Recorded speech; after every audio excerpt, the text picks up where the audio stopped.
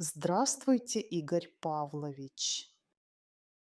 Здравствуй, Мария, как твои дела? Спасибо, хорошо. У вас как?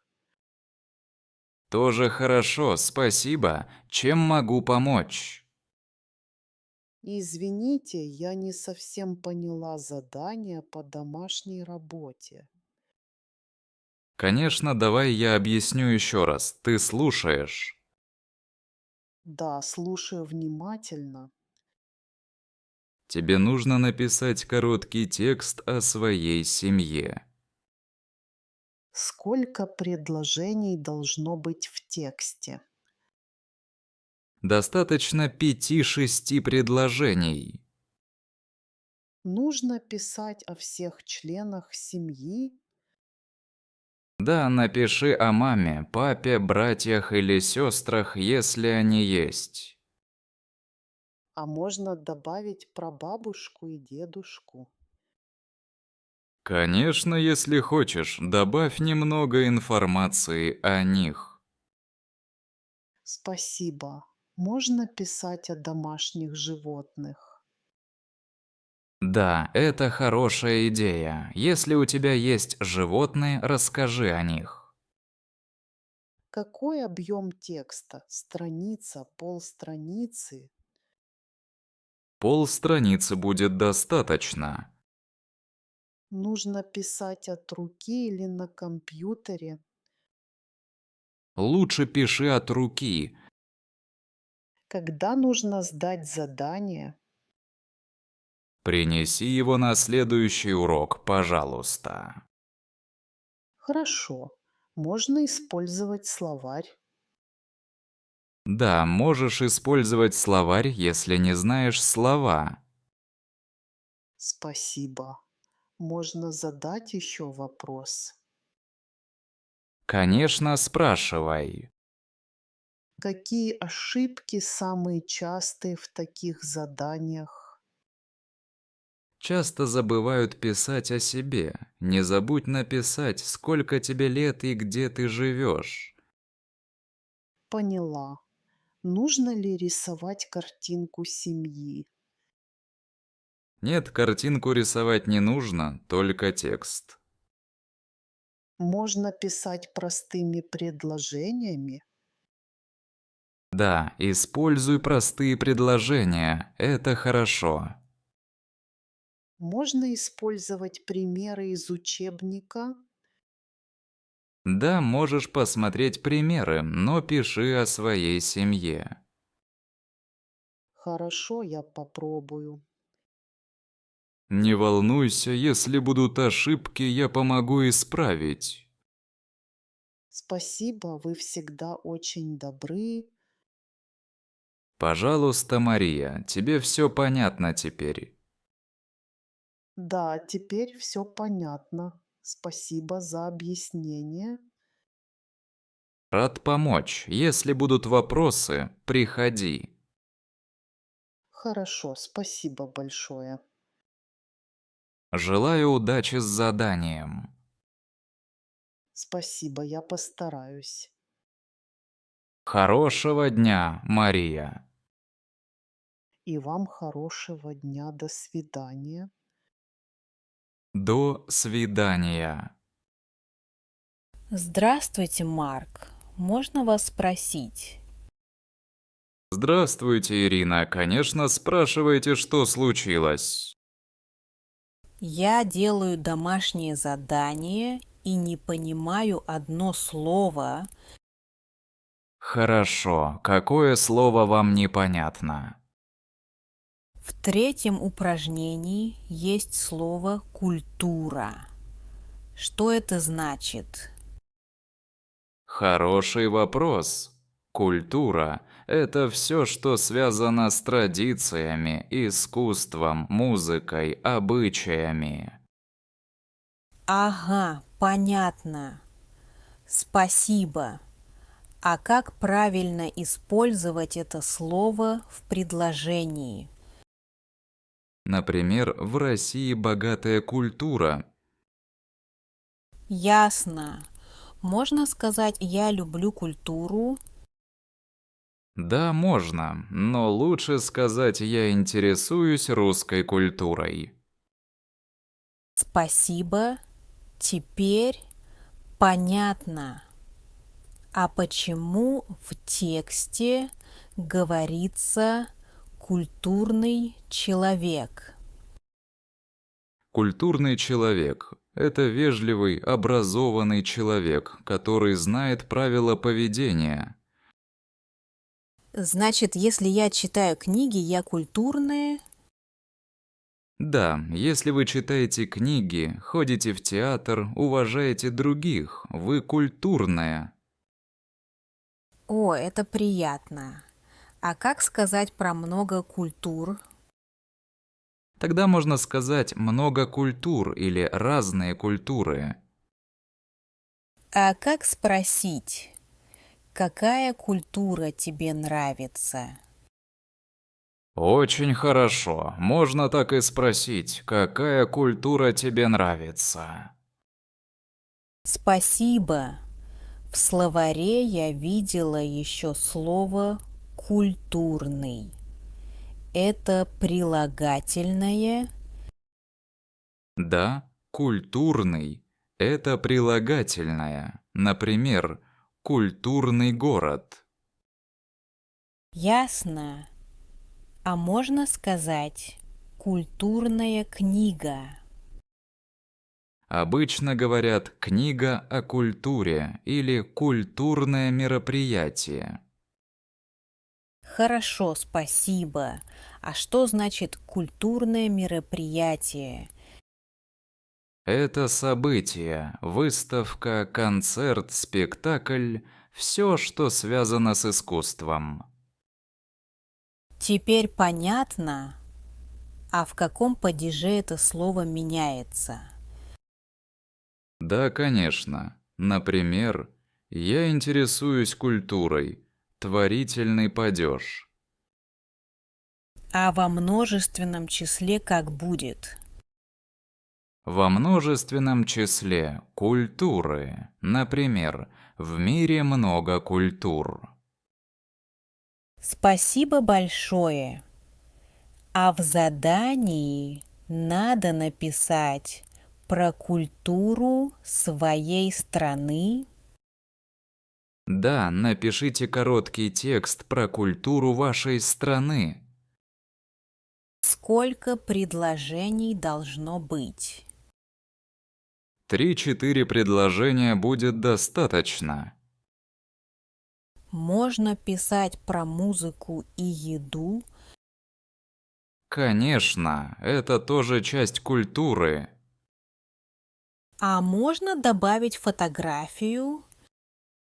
Да, если хотите, прикрепите фотографию.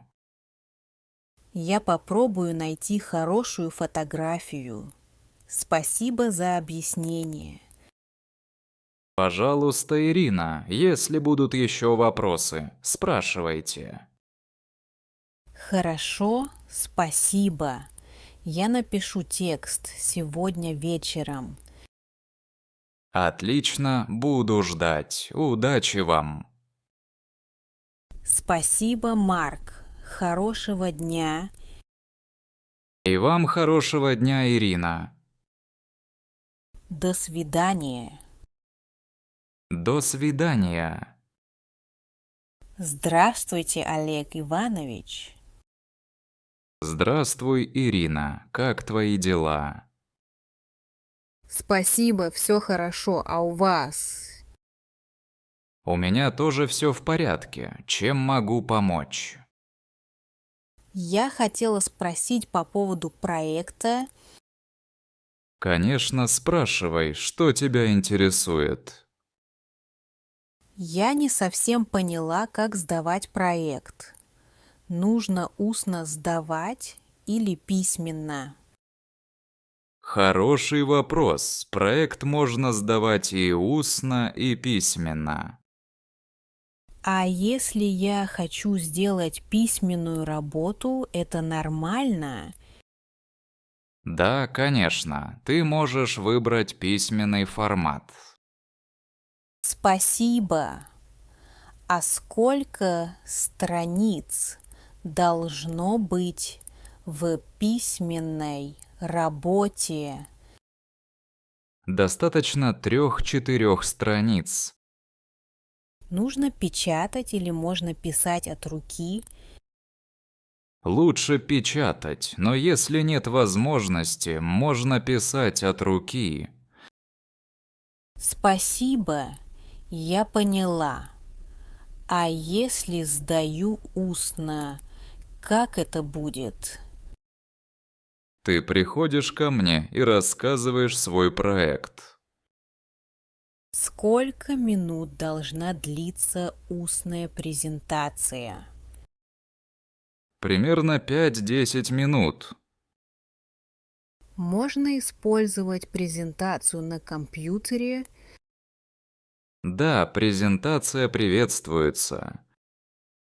А если я волнуюсь и забуду что-то, вы поможете? Конечно, не переживай, я всегда помогу, если что-то забудешь. Спасибо, это очень приятно слышать. Не за что, Ирина. Ты уже выбрала тему проекта. Да, я выбрала тему про экологию города. Отличная тема. Почему ты выбрала ее? Мне интересно, как люди могут помогать природе.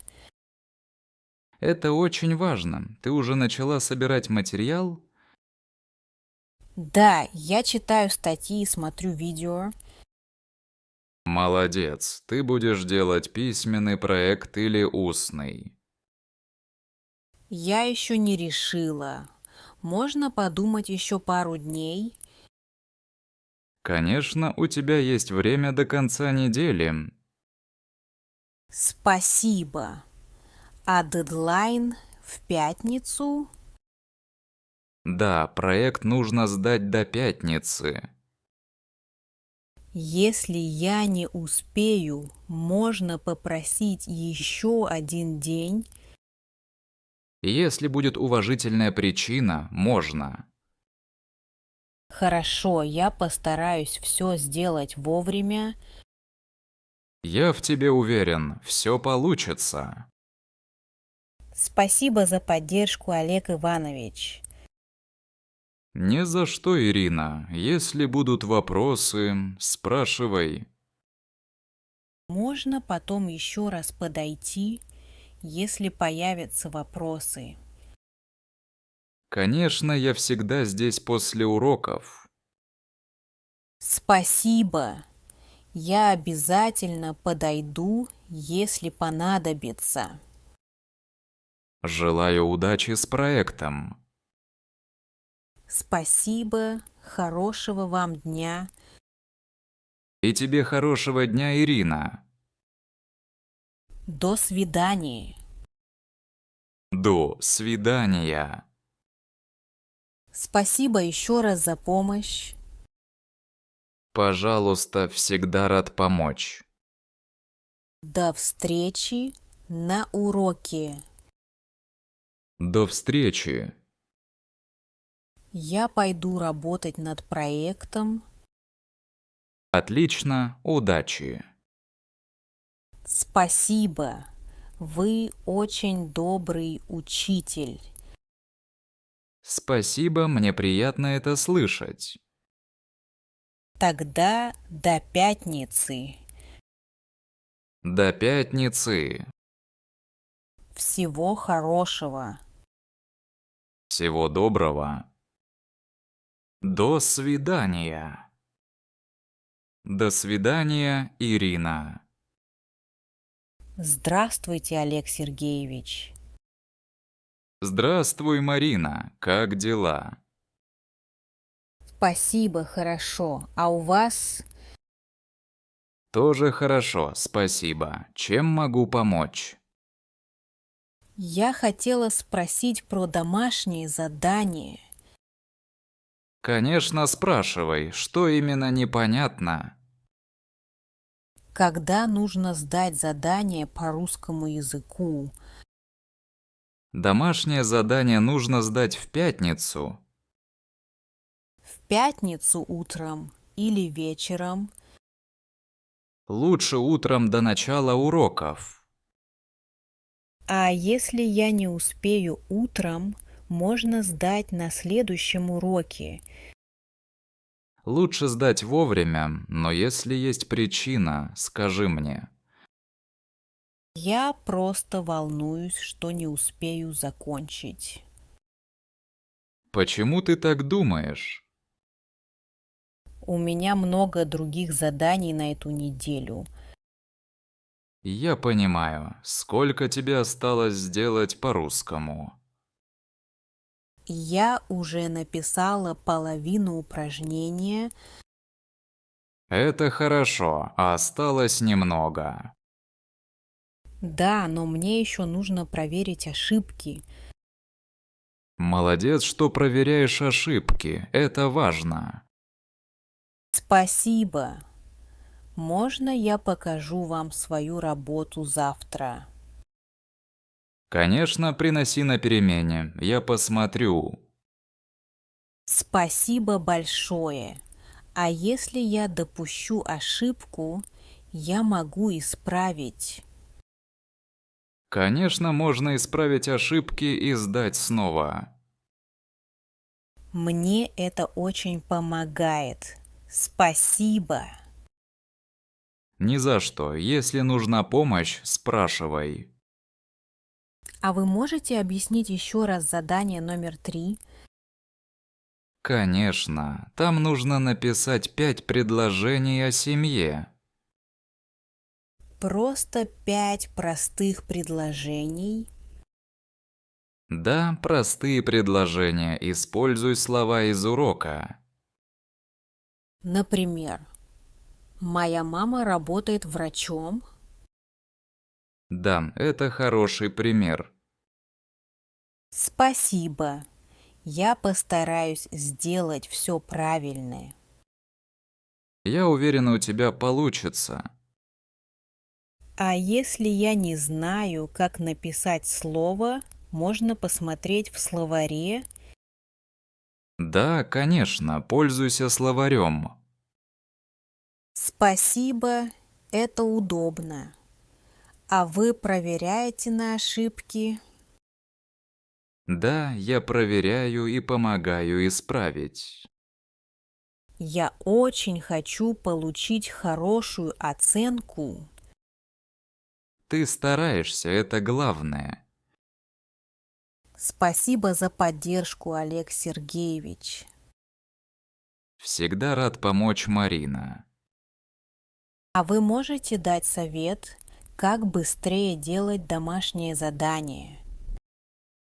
Делай по частям и делай перерывы. Хороший совет. Я попробую так.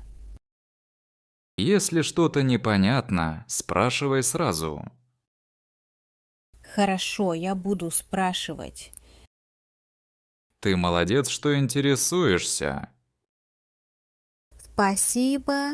Я хочу хорошо учиться. Я это вижу. Продолжай в том же духе. Спасибо вам за все. Удачи с домашней работой. До свидания, Олег Сергеевич. До свидания, Марина. Хорошего дня. Здравствуйте, Антон Сергеевич. Здравствуйте, Мария. Как дела?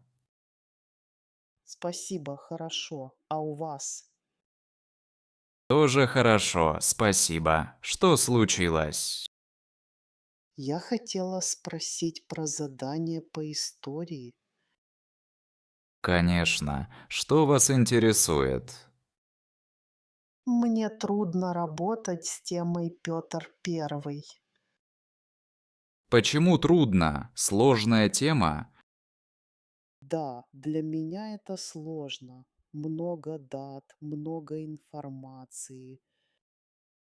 Я понимаю, вы хотите выбрать другую тему. Да, можно ли взять другую тему для доклада? Какую тему вы хотите? Я хочу подготовить доклад про Екатерину II. Почему вы выбрали Екатерину II? Мне она интересна. Я уже читала о ней статьи. Хорошо, это тоже важная тема. Спасибо, это возможно? Да, конечно, но тема должна быть согласована заранее. Мне нужно что-то написать для согласования. Нет, вы только скажите мне, и я разрешу. Спасибо большое, Антон Сергеевич. Пожалуйста, сколько времени вам нужно на подготовку? Думаю, 2 недели достаточно. Хорошо, доклад будет устный. Можно сделать презентацию. Да, презентация– это хорошая идея. Сколько слайдов нужно подготовить? 10-15 слайдов будет достаточно. Спасибо, я поняла. Есть еще вопросы по докладу? Можно использовать картинки и схемы, Конечно, это даже лучше. а можно использовать материалы из интернета. Да, только указывайте источники. Хорошо, я все запишу. Если нужна помощь, обращайтесь. Спасибо, это очень важно для меня. Я рад помочь. Тема доклада теперь Екатерина II, правильно? Да, правильно. Отлично, я отмечу это. Когда мне показывать черновик? Принесите его на следующей неделе. Во вторник можно? Да, во вторник идеально. Спасибо, я подготовлюсь. Не волнуйтесь, все получится. Я немного переживаю, потому что хочу сделать хорошо. Вы справитесь, я уверен. Спасибо за поддержку. Пожалуйста, если будут вопросы, пишите на почту. Хорошо, я запомню. Желаю удачи в работе. Спасибо большое. До свидания. До свидания, Мария. Здравствуйте, Игорь Сергеевич. У вас есть минута? Здравствуйте, Мария. Конечно, слушаю тебя. Как дела? Спасибо, все хорошо. А у вас как? У меня тоже все хорошо, спасибо. Чем могу помочь? Я не совсем понимаю домашнее задание. Можно пример? Конечно. Какое именно упражнение тебе непонятно? Упражнение номер 3 из учебника. Там нужно составить предложение. Понял. Ты уже пыталась сделать это задание. Да, я попробовала, но не уверена, правильно ли. Хорошо, давай разберем вместе. Прочитай, пожалуйста, задание.